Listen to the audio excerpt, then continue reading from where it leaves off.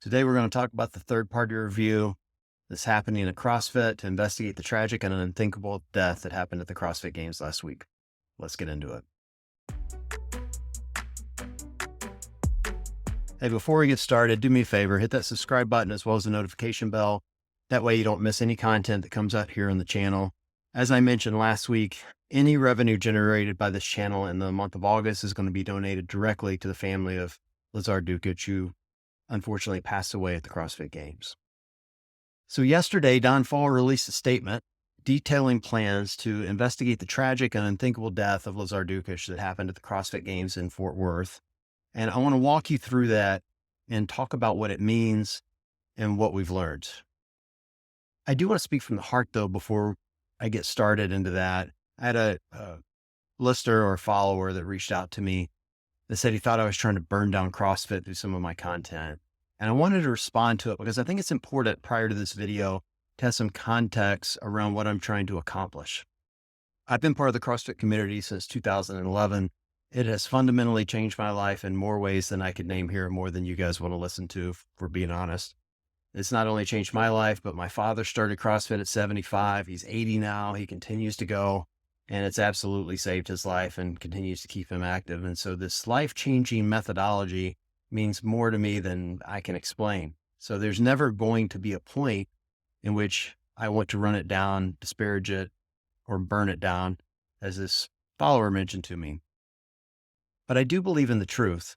I had a boss once that said to me that feedback's a gift. And what she meant by that was, even though it hurts sometimes to hear the truth, it's important that you hear it, because it's the only way you can truly fix what is broken. And so when I try to speak truth to power or talk about the things that I think are broken within CrossFit, is to give people an understanding that we still have a moment in time to fix these things. This is an organization and a community that was built on self-improvement after all. So we should be wired to fix things that are broken. And so I think it's important to point them out so the leaders can make the changes necessary. And I think it's important for us to continue to challenge the leaders to be the people we need them to be to push this organization and our affiliates forward. So keeping that in mind, I want to talk about this third-party investigation because there's a lot of it that has certainly raised my eyebrows early on that I think everyone needs to be aware of and CrossFit should be taking into account. So the first thing everyone needs to understand is, what is a third-party investigation? It's actually pretty simple when you think of it. It doesn't change much from a criminal or a civil case in what you're trying to accomplish. But in a typical third-party investigation, all you're looking for is an unbiased opinion, someone that can come in and give you the facts of what happened so you can then make changes, whether those changes are structural within the business, and sometimes they become very personal in some of the personnel that made those decisions. But you need someone unbiased that's unimpeachable to tell you what happened. Typically in a lawsuit or some sort of case, you would have two parties, in this case, CrossFit being one, and then the other party would provide names that they want to run this third-party investigation. So you would imagine in this situation, you've got CrossFit on one side providing names, and then I would hope maybe the PFAA or the athletes coming together and saying, here are some people we think could run this investigation. And then they would mutually agree on one party to do so.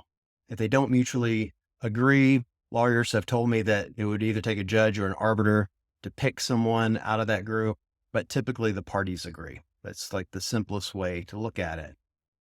In this case, what was interesting in Don's statement is that there's no mention whatsoever of the PFAA or a consultation of athletes. It's also important to note that there was no statement that came out from the PFAA as well, or anyone associated with that organization as far as I could see. So that silence is deafening to me. I actually reached out to the PFAA for a direct comment, and they responded to me and said that CrossFit had indeed not coordinated with them or discussed the hiring of this third-party investigator. They did know that it was going on, but they didn't actually get notified until slightly before the athletes did via email. And that leaves a really large unanswered question to me is, why is CrossFit not willing to coordinate with the athletes and the PFAA to provide the transparency that they promised when this incident happened? It's a huge question I think we need the answer to. The other thing that's interesting out of this is the person who's being brought in to run the investigation himself, his name is Peter Edge. He worked for Homeland Security for about a decade, and CrossFit provided his biography. I'll drop it here on the screen for you to see. But I want to make a couple of big points in the decision to choose him as the person to spearhead or run this investigation. So the first thing that was interesting to me is that his biography doesn't actually show him to be an expert in the field needed to run this investigation. Now, he has a very impressive resume and by all accounts has run, you could argue, more complex investigations than they will be looking at here. But in his biography they sent out, it says that he's a quote unquote international expert in financial crimes, customs violations, intellectual property theft, immigration fraud, immigration enforcement, and human trafficking. Now, those are super complex areas that I know very little about, but they don't even remotely have anything to do with a sporting event that involves swimming and safety protocols. So I'm very, very curious as to what makes him the expert that should lead this when I have to believe there are hundreds of people more intimately involved in sport that run these investigations on a very regular basis that would have been qualified. Setting that aside, the bigger issue around Mr. Edge is this for me. He's worked the bulk of his career for the Department of Homeland Security and ICE as a deputy director. The U.S. Border Patrol is the largest department in the Department of Homeland Security, again, where he was a director. This is notable because the United States Border Patrol has been a sponsor of the CrossFit Games for the past 2 years.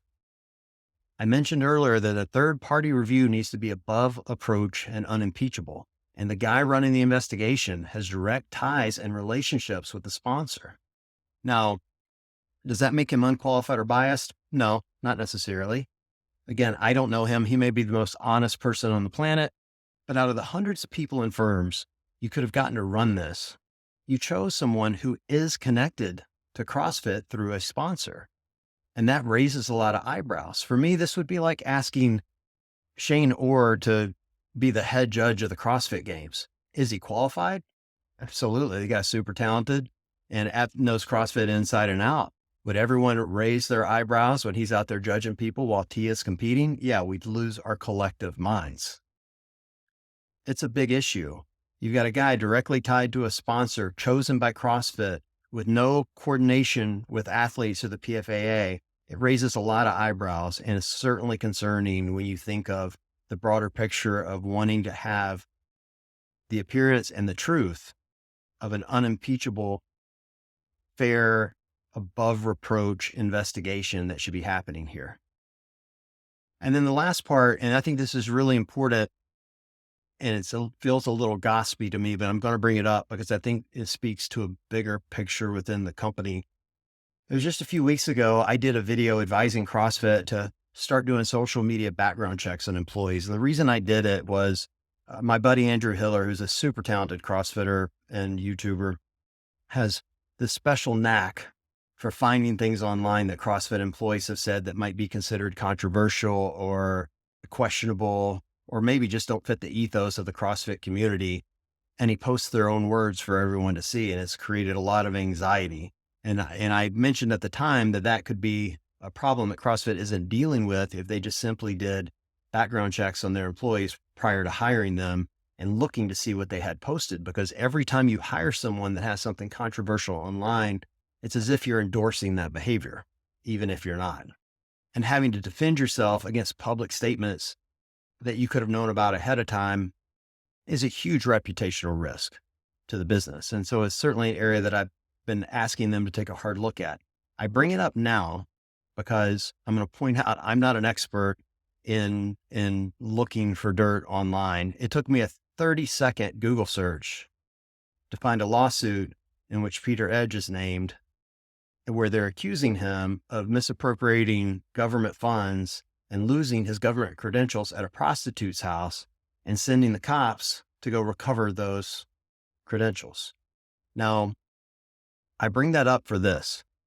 I don't really care what the guy's done in his personal life. I'm not saying he did or didn't do it. I just found the lawsuit. The reason why it's important is it took me 30 seconds to find it. And it's another example of CrossFit not taking the time to do the due diligence they need to do to make sure the people they're bringing in are above reproach.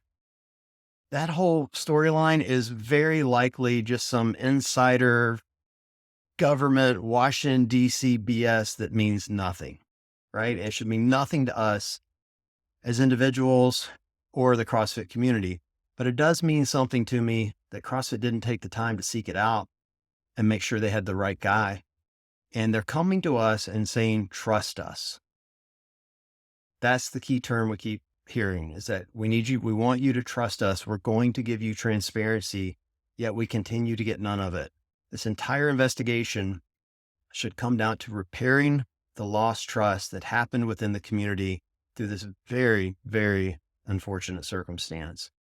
I hope CrossFit figures that out quick.